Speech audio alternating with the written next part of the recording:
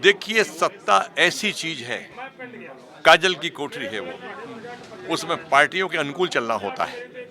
Party whip जारी करती है और वो वहाँ रहकर हम किसान हित में काम नहीं कर सकते। ऐसा नहीं है कि देश की कोई पार्टी ने हमको राज्यसभा में लालच नहीं दिया हो। नहीं, अमित शाह की वो लाइन नहीं फॉलो कर रहे। हमारा ये है कि देखिए, एक ध्यान में देखिए इस बात को, जो पॉलिटिकल लाइन के संगठन होते हैं उनका मोटो होता है राजनीति, वो चेयर हासिल करना।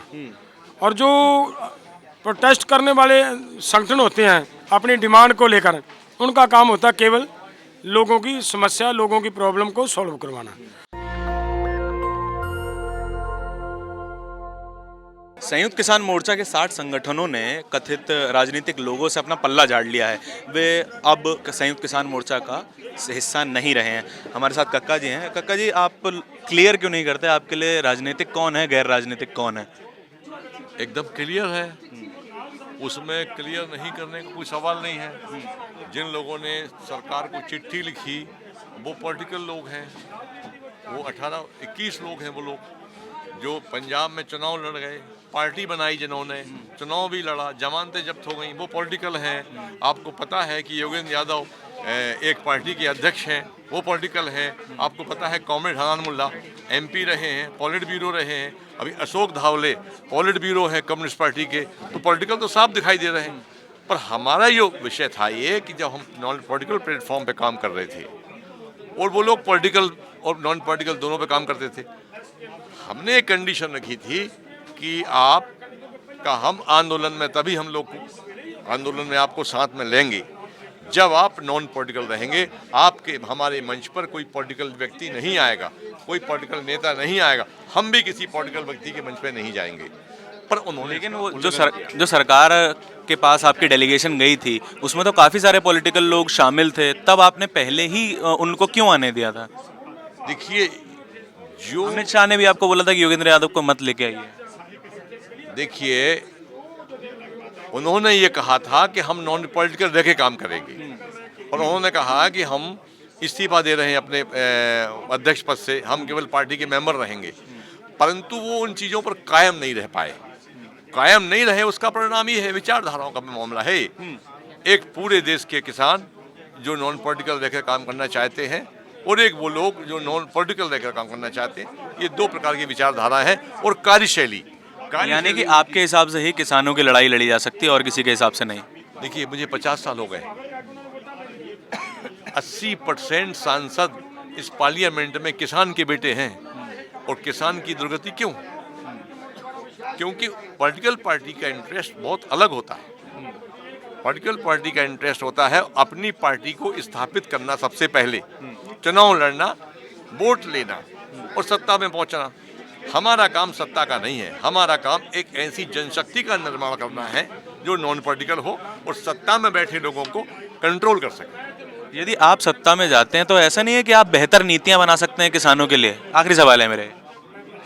देखिए, सत्ता ऐसी चीज है, काजल की कोठरी है वो, उसमें पार्टियों के अनुकूल चलना होता है। पार्टी व्हिप जारी करती है और वो वहाँ रहकर हम किसान हित में काम नहीं कर सकते। ऐसा नहीं है कि देश की कोई पार्टी ने हमको राज्यसभा में लालच नहीं दिया हो। बहुत सी पार्टियां हमको राज्यसभा में लेना चाहती थी, पर हम जानते थे कि हमारी संसद सड़क है, हम सड़क के रास्ते से ही समाधान चाहेंगे। क्या संयुक्त किसान मोर्चा राजनीतिक लोगों से अपना पल्ला झाड़ कर अपना नुकसान तो नहीं कर रहा है? क्या संयुक्त किसान मोर्चा को पॉलिटिकल पावर की ज़रूरत नहीं है? क्या वे इससे एक बेहतर किसान नीतियां बनाने के लिए सरकार पर दबाव नहीं डाल सकती? ये सारे सवाल पूछेंगे जगजीत सिंह डलेवाल जी से। नमस्कार सर, स्वागत है आपका नेशनल दस्तक पर। सत श्री अकाल, नमस्कार जी। सर, आप ये बात मुझे क्लियर कीजिए कि आपके लिए कौन पॉलिटिकल है और कौन नॉन पॉलिटिकल है, क्योंकि आपकी जो डेलीगेशन गई थी वो उसमें तो काफ़ी सारे पॉलिटिकल लोग शामिल थे। अब आप कह रहे हैं कि हम पॉलिटिकल लोगों से हमारा कोई वास्ता नहीं है। ये बात बहुत बड़ी है। जिस समय हमने आंदोलन लड़ना शुरू किया, देश में उससे पहले दो धाराएं काम कर रही थी। एक पॉलिटिकल लोगों की जो AIKSCC और एक नॉन पॉलिटिकल लोगों की जो राष्ट्रीय किसान महासंघ। वो दोनों काम कर रहे थे। वो नॉन पॉलिटिकल लेवल पे कर रहे थे, वो पॉलिटिकली लोग उनमें शामिल थे। और हमारे पंजाब में जब ये आंदोलन शुरू हुआ तो पंजाब के लोगों ने, सबसे पहले आपको इस बात का तो पता है कि सबसे पहले आंदोलन का शुरुआत पंजाब से होती है। तो वहाँ पूरे देश के पंजाब के संगठन एकजुट हुए। उसमें ऑल इंडिया किसान कोऑर्डिनेशन कमेटी के भी थे और उसमें हम भी थे। और जो हम कोऑर्डिनेशन कमेटी में भी नहीं थे या जो राष्ट्रीय किसान महासंघ में भी नहीं थे, वो भी उसमें शामिल थे, सब मिलकर लड़ रहे थे। फिर वहाँ पर एक बात आई कि ऑल इंडिया किसान कोऑर्डिनेशन कमेटी ने एक बैठक की यहाँ रकाबगंज साहिब में, और वहाँ एक फैसला लिया कि इस मोर्चे को कोऑर्डिनेशन कमेटी भी आगे होकर इस मोर्चे की सपोर्ट करेगी, सब मिलकर लड़ेंगे। तो वहाँ पे एक कमेटी बना दी गई जिसमें वीएम सिंह जी भी आ गए, राजू शेट्टी जी भी आ गए, और उसमें योगेंद्र यादव आ गया, और उसमें अपना राज्यपाल जी आ गए, और उसी में वो आ गए गुरनाम चन्नूनी। ये 5 आदमी आ गए। इन्होंने एक लेटर लिखा हमें कि अब आप राष्ट्रीय किसान महासंघ को भी इसमें शामिल करें। हम राष्ट्रीय किसान महासंघ की धारा नॉन पॉलिटिकल थी, इनकी धारा पॉलिटिकल थी। तो वहाँ पे हमें बहुत दिक्कतें आई कि इनको कैसे इकट्ठा किया जाए। तो वहाँ पे एक साझी समझ बनी कि आंदोलन चलता है, जब तक आंदोलन है कोई किसी पॉलिटिकल लाइन में पे काम नहीं करेगा, किसी तरह का कोई राजनीतिक आदमी हमारी स्टेज पे नहीं आएगा, क्योंकि हमें पता था कि ये तो पॉलिटिकल लाइन के आदमी हैं। ये सेम बात सेम बात अमित शाह ने भी आपसे कही थी जब एक डेलीगेशन सरकार से मीटिंग करने जा रहा था कि योगेंद्र यादव को और किसी पॉलिटिकल आदमी को मत लाइए। तो क्या आप अमित शाह की लाइन फॉलो कर रहे हैं अब? नहीं, अमित शाह की लाइन नहीं फॉलो कर रहे। हमारा ये है कि देखिए, एक ध्यान में देखिए इस बात को, जो पॉलिटिकल लाइन के संगठन होते हैं उनका मोटो होता है राजनीति, वो चेयर हासिल करना, और जो प्रोटेस्ट करने वाले संगठन होते हैं अपनी डिमांड को लेकर, उनका काम होता है केवल लोगों की समस्या, लोगों की प्रॉब्लम को सॉल्व करवाना। तो इसलिए वो फर्क रहता है। दूसरी बात देखिए, आपने देखा, मैंने पहले भी बात ये बताई है कि एक तो इलेक्शन लड़ने वाले लोग अगर पंजाब से 13 एमपी जीत सकते हैं, हरियाणा से 10-11 एमपी जीत सकते हैं, और यूपी का जितना एरिया इलेक्शन आंदोलन लड़ा वहाँ से 10, 12, 15, 20 आदमी वहाँ से जीत सकते हैं। अगर ये इन सबको मिला लें, ज़्यादा से ज़्यादा 50-60 एमपी हम जिता सकते हैं। अगर ज़्यादा से ज़्यादा हमें वोटें मिल जाती हैं, 60 एमपी हमें हमारे जीत कर वहाँ बैठ जाते हैं, और वो सरकार इन कानूनों को लाती, हमारे 60 एमपी कुछ नहीं कर सकते थे। और उन्हीं 60 एमपीओं के क्षेत्र के जो लोग थे जो आंदोलन के रास्ते पे तुरे हैं, उन लोगों ने सरकार को मजबूर कर दिया। आंदोलन इतना बड़ा हो गया कि सरकार को उसी पार्लियामेंट में, जहाँ अगर हमारे आदमी जीत कर गए होंगे, किसी ने हमारी बात नहीं सुननी थी। अगर हम सड़क पे आए तो हमारी बात सुननी पड़ी, सरकार को मजबूर कर दिया सरकार को उसी पार्लियामेंट में हमारे कानून वापस किए। लेकिन आपकी बात सुनने का एक कारण तो पॉलिटिकल भी बताते हैं कि यूपी चुनाव अगर नहीं होता तो ये कानून वापस होते ही नहीं, क्योंकि उन्हें वेस्टर्न उत्तर प्रदेश का धड़ा शांत करना था बीजेपी को। नहीं, वो ठीक बात है। ये पॉलिटिकल प्रेशर उन लोगों ने सोचना है ना। ये तो हमारा काम तो आंदोलन करना है। हम तो आंदोलन कर रहे थे, जैसे जैसे हम आंदोलन कर रहे थे उनका पॉलिटिकली ग्राउंड खराब हो रही थी। हमारा कोई मोटिव नहीं था उनके पॉलिटिकल चोट मारने का। हमारा तो अपनी मांग को लेकर लड़ रहे थे हम। वो अपने आप वो गलतियां इतनी ज़्यादा कर रहे थे।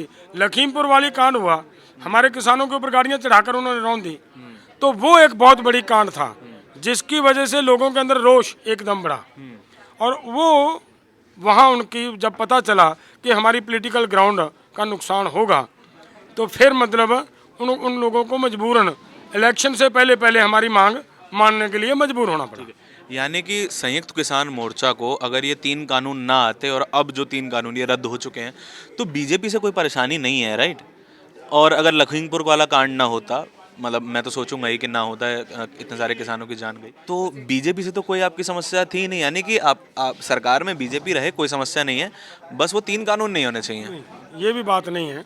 हमारा मतलब ये बीजेपी का या कांग्रेस का नहीं है। हमारा मतलब है जो भी सरकार लोगों के खिलाफ नीतियां लेकर आएगी, वो भले बीजेपी लेकर आए या कांग्रेस लेकर आए, उनके खिलाफ हमारी लड़ाई रहेगी रहेगी। अगर इसको और क्लियर कर दूं मैं आपको, ये जो कानून आए थे ये गैट की वजह से आए थे, जो 1994 में भारत सरकार ने साइन किया। उस समय सरकार किसकी थी? नरसिम्हा राव जी की सरकार थी। उस समय वो कॉन्ट्रैक्ट साइन हुआ, उस कॉन्ट्रैक्ट में लिखा गया किसानों को एमएसपी की गारंटी नहीं देनी, एमएसपी देनी बंद करो इनको। उसमें लिखा हुआ क्लियर कट, उसमें उसका 12वां अध्याय पढ़ो आप, पता चल जाएगा आपको।